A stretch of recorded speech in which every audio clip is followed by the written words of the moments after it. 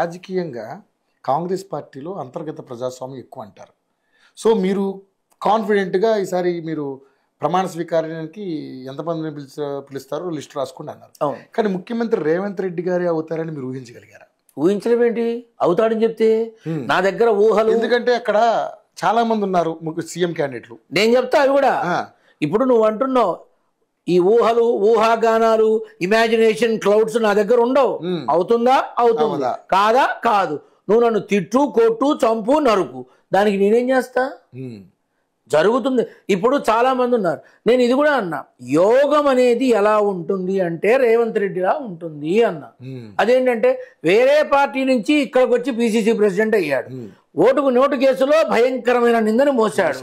దారుణంగా బిడ్డ పెళ్లిలోనే ఆనందాన్ని పంచుకోలేకపోయాడు. అయినా సరే తనే కాబోయే చక్రవర్తి అని చెప్పినవాడిని నేను. నన్ను దుర్భాషలాడారు. ఇతర పార్టీ నాయకుల మీద ప్రేమ అపారంగా ఉన్నవాళ్ళు పరమ నీచపు భాష వాడారు. అయినా పర్వాలేదు, నిజాన్ని ఎవరు ఆపగలరు? నిజమే జరిగింది. అదే జరిగింది. కాంగ్రెస్ ఏమన్నా గొడ్డుపోయిందా? ఎంతమంది సీనియర్లు ఉన్నారు, ఎంతమంది ప్రముఖులు ఉన్నారు, ఎంతమంది పేరు ప్రఖ్యాతులు ఉన్న వాళ్ళు, ఎంతమంది స్థానబలం, ధనబలం, ఆ బలం, ఈ బలం, బలగం, ఇంతమంది ఉన్నవాళ్ళు 13 మంది పైన ఉన్నారు. లెక్క పెట్టుకుంటే 13 మంది పైన ఉన్నారు. ఎవరికీ లేదు యోగం, ఈ మనిషికి ఉంది. అందుకే ఈ మనిషి తన భుజాల మీద వేసుకొని రాష్ట్రం అంతా తిరిగి నేనేమిటో నిరూపించుకుంటాను అని అంటాడు. చూడండి అన్న, విపరీతంగా తిరిగాడు. ఇంట్లో అన్నీ ఉన్నా అల్లున్నోటో శనిలాగా ఎంట గెలవడు కానీ రచ్చ గెలుస్తాడు అన్న. అంటే ఏంటి గురువు గారు? మన హైదరాబాద్లో ఆనవాళ్ళు ఉండదు అన్న. అదే జరిగింది. హైదరాబాద్లో ఆనవాళ్ళు ఉండదు కానీ రాష్ట్రం అంతా మారు మోగిపోతుంది అన్న. జరిగింది అదేగా. ఇవన్నీ ముందు ఇప్పుడు నేనేదో మీ ముందు చెప్పడం కాదు నాన్న. ఖచ్చితంగా ఇవి ఎవరికి చెప్పానో, ఎవరున్నారో వివరాలతో సహా ఇస్తా. నాకు ఆ ధైర్యం ఉంది. వెళ్ళి అడగండి కావాలంటే. ఎంత కావాలి గురుగారు? మీరు చెప్పింది ఎంత కావాలి? ఏం చేసుకోను? నెత్తిరేసి కొట్టుకోనా? నాకేం అక్కర్లా. మిమ్మల్ని ఇలా నిలబెట్టిన ఆ భగవంతుడి రుణం తీర్చుకోండి, వెళ్ళి ఆ పని చేసుకోండి అన్న. కాబట్టి చెప్పడం కాదు, నిలువెత్తు నిదర్శనాలు ఉన్నాయి. సో ఉత్తమ్ కుమార్ రెడ్డి గారు అంటే మన కాంగ్రెస్ ఉత్తమ్ కుమార్ రెడ్డి కానీ, కోమటిరెడ్డి వెంకటరెడ్డి కానీ, వి హనుమంతరావు కానీ, అట్లాగే దామోదర్ రాజనరసింహ కానీ, బట్టి విక్రమార్క వీళ్ళవుతారు, వాళ్ళవుతారు, వీళ్ళవుతారు, వాళ్ళవుతారని యుద్ధమే నడిచింది.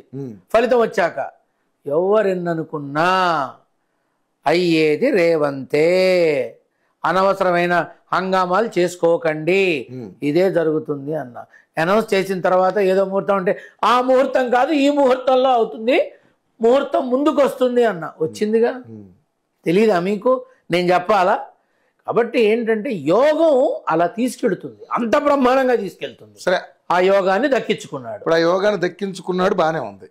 ఆ యోగాన్ని దక్కించుకున్న ప్రతిఫలం దక్కలేదు అనేది నా ఒపీనియన్. ఎందుకంటే రాష్ట్రంలో ఇప్పుడు ఆయన మీద, ఆ ప్రభుత్వం మీద విపరీతమైనటువంటి నెగిటివిటీ వస్తుంది. సో మరి ఎందుకు అంటే 6 గ్యారెంటీలు ఇప్పుడు చెప్పనా నీకు? మొన్న డిసెంబర్ 2 నుంచి 19 నెలలు కష్టకాలం నడుస్తుంది రేవంత్. 19 నెలలు, 13 నుంచి మినిమం 13, మాక్సిమం 19. ఈ సమయం విపరీతమైనటువంటి మానసిక ఒత్తిడి ఉంటుంది, విపరీతమైన ప్రయాణాలు ఉంటాయి, విపరీతమైన చర్చలు ఉంటాయి. ఆ కుర్చీ 4 కోళ్ళని 4 వైపులా పట్టుకొని ఆ కోళ్ళు విరిచే ప్రయత్నం జరుగుతుంది, నిందలు వేసే ప్రయత్నం జరుగుతుంది. నువ్వు గవర్నమెంట్ హామీలు ఏవో అంటున్నావు, నాకు అంటున్నావు. ఇప్పటిదాకా ఎన్ని జరిగినాయి రాజకీయ పరంగా చూస్తే? బస్సు ప్రయాణం ఒకటి జరిగింది, గ్యాస్ ఇస్తున్నారు కొంతమందికి. ఏమన్నావు? కొంతమందికి, అందరికీ కాదుగా. అందరికీ కాదు, అవునా కాదా? సో ఈ క్రమంలో చూసుకుంటే జరగాల్సినవి డైవర్ట్ అయిపోతున్నాయి, పనికి మాలినవన్నీ ముందుకు వస్తున్నాయి. అదే ఇప్పటి స్థితి. ఈ పనికి మాలిన పైసా ఉపయోగం లేనివి ఏవైతే ముందుకు వస్తున్నాయో ఇవే ముంచేసే ప్రమాదం ఉంది.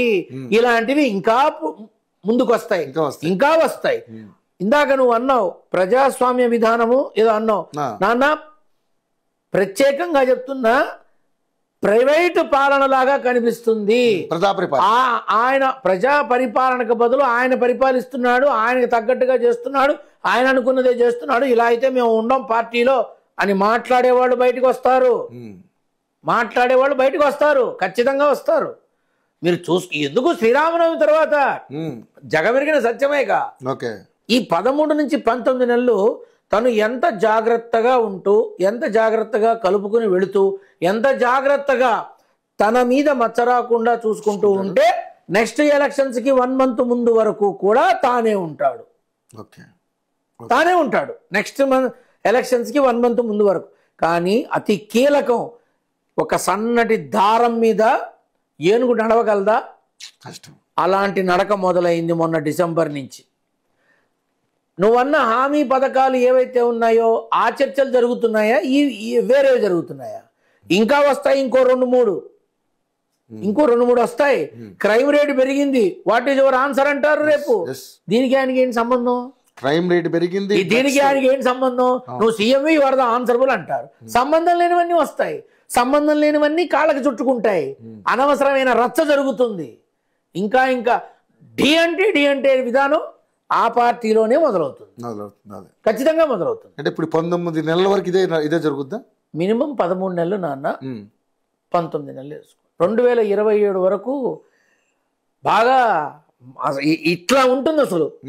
ఈ గాలి కూడా పోదు. ఇంకా 27 వరకు 19 నెలలు అంటే అంతే కదా నాన్న నీకు. 2027 వచ్చేదాకా ఆ మనిషికి అంటే మనకి 24, 25, 26 నాన్న, 26 వరకు, 25-26 ఈ 2 సంవత్సరాల్లో తను ఎదుర్కొనేటటువంటి సమస్యలు చాలా కీలకమైన ఉంటాయి. చాలా ఇప్పుడు ఏదైతే క్రైమ్ రేట్ పెరిగింది అంటున్నారో ఇది ఇంకో 13% పెరిగే అవకాశం ఉంటుంది. పెరిగే అవకాశం ఉంటుంది. పోలీసు యంత్రాంగం యొక్క వైఫల్యం అని అందరూ చేతులు దులుపుకుంటారు.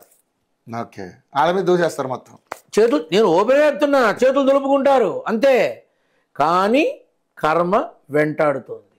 ఈ పాపం ఒంటి భుజం మీద వేసుకొని లాక్కొచ్చి మొత్తాన్ని నిలబెడితే ఆ నిలబడింది ఏదైతే ఉందో బీటలు వారుతుంది. కానీ నిలబడ్డాడు, బాగానే ఉంది సార్. మీరు చెప్పిందంత బ్రహ్మాండం ఉంది నిజంగానే. అది అందరూ ఎవరు ఊహించింది మీరు చెప్పారు, ఊహించారు, బాగుంది.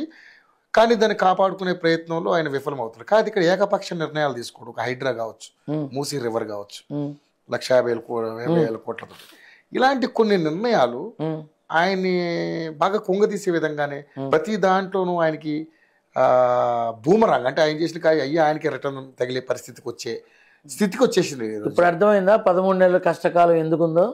ఆ 13 నెలల్లో హామీలు అనేవి పక్కకి వెళ్ళిపోయి ఈ హైడ్రా కానీ, మూసీ కానీ, సినిమా ఇండస్ట్రీ కానీ, ప్రత్యేకించి వ్యక్తిగతమైన కారణాల మీదతో అటు అల్లు అర్జున్ని, ఇటు కేటీఆర్ని కానీ, ఇవి కాకుండా ఉద్యోగాల గురించి కానీ, ఇవి కాకుండా స్టూడెంట్ భవితవ్యం కానీ, ఇవి ఎక్కువ ప్రాచుర్యంలోకి వస్తాయి.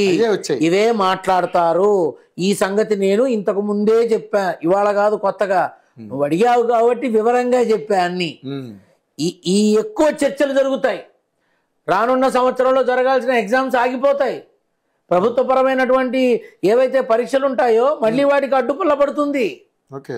ప్రభుత్వ ఉద్యోగాల నియామకానికి అడ్డుపుల్ల పడుతుంది. 100కి 100% రైతు రుణమాఫీ జరగదు. కర్మ చెయ్యకూడదని కాదు, కర్మ అంతే.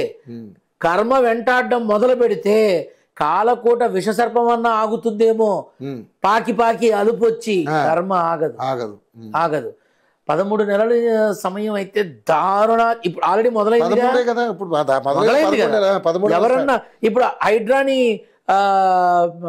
దాన్ని ఏమంటారు, నేను చెప్పినట్టుగానే జరిగింది. ఆ పుష్పకి సంబంధించిన అంతా కూడా మీరు ఎంక్వైరీ చేసుకుంటే తెలుస్తుంది.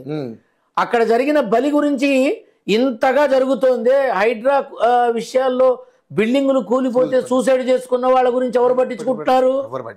చెప్పు, ఎవరు పట్టించుకుంటున్నారు? ఇక్కడ ఒక మహిళ ప్రాణం పోయిందని ఎవరైనా పోవాల్సిందే. నేనైనా ఇప్పుడు నీతో మాట్లాడుతూ తుమ్ముకు చావచ్చు, గుండెపోటు వచ్చి, అదేదో జిమ్ములో చేస్తూ చచ్చాడు, ఇదేదో అన్నం తింటూ చచ్చాడు, నేను కూడా చావచ్చు, దాన్నే ఉంది. కాకపోతే ఏదైతే పుష్ప విషయంలో జరిగిందో దానికి ఇంత వివరణ జరుగుతోంది, ఇంత వివాదం జరుగుతోంది. మరి హైడ్రాల వల్ల ఆత్మహత్యలు చేసుకున్నారు. ఎవరు మాట్లాడుతున్నారు దాని గురించి?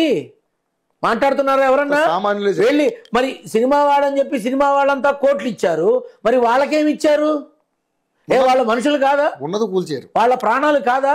వాళ్ళు కట్టుకున్న ఇళ్ళు కూల్చారు. వీళ్ళు సినిమాకి వచ్చి నెట్టుకుని తెచ్చారు, సంబంధం లేదు.